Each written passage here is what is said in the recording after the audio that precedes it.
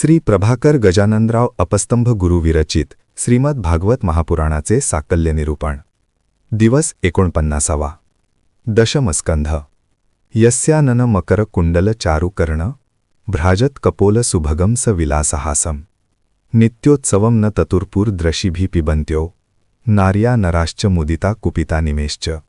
भा 9:24-65. श्रीमद भगवताच्या दशमस्कंधाचे विवरण करायचे आहे.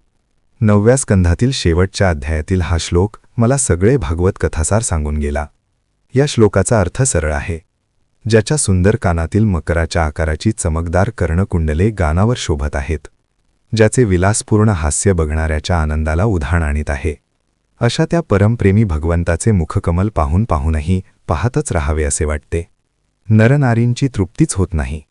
उलट एकटक बघून सहजपणे निमिषार्धात उघडझाप करणाऱ्या नेत्रपटलांची पापण्यांची हालचालसुद्धा असह्य होते. तो निमिष मात्रही भगवत स्वरूप पाहण्यापासून आपल्याला वंचित करतो, म्हणून त्यावरच ते रागावतात. एक क्षणही दृष्टीआड भगवत मुखकमल होऊ नये असे वाटते. इतका सरळ त्याचा अर्थ आहे. तेच मुखकमल, तीच कुंडले, तेच हास्य. एखाद्या पुष्पवाटिकेत मुक्त विहार करताना पुष्पांच्या रंगीबेरंगी विविध आकार व भिन्न भिन्न सुवासाने मन मोहरून जाते. कित्येकदा स्वतःचाही विसर पडतो आणि आपलीच नव्हे तर जगाचीही सुखदुःखे नाहीशी होऊन मन तल्लीन होऊन जाते. अशा वेळी जर कोणी त्या फुलांचे नाव, इंग्रजी नाव, त्याची वनस्पतीशास्त्रदृष्ट्या उत्पत्ती स्थान, फूल येण्यास उमळण्यास लागणारा काळ, त्याच्या वृक्षवेली जातीचा विसर, क्वचित त्याचा संकर वगैरे सांगू लागला तर खऱ्या रसिकाला ते काटेरी कुंपणासारखे वाटेल. गुलाबांचा विचार करताना कधी मनात काटा येतो का?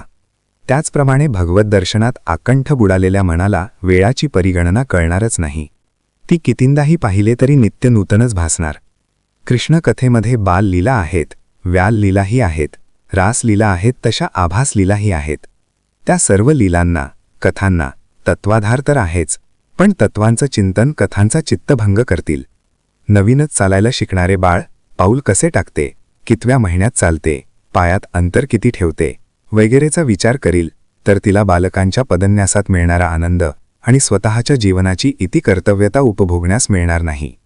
ब्रह्मविज्ञानाच्या माध्यमातून संपूर्ण ज्ञान मिळवू शकतो आणि ब्रह्म म्हणजे काय हे जाणू शकतो.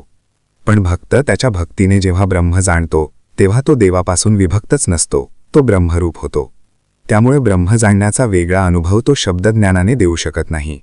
हाच भाव मनात ठेवून सर्व गोपी कृष्णमय झाल्या आणि इतर त्याच्या आस्तिभातीवर शब्दचल करीत बसले. या भागात येणाऱ्या विविध कथांकडे पाहताना निस्पृह अनासक्त लोक ज्या परमात्म्याचे गुणगायन करतात व कानाला व मनाला भुरळ पाडतात, भवरोग निवृत्तीसाठी ज्याचे चिंतन, मनन, निधिध्यासन करावे लागते, त्या भगवंताचे हे गुणगायन करण्यात कंटाळा करू नये.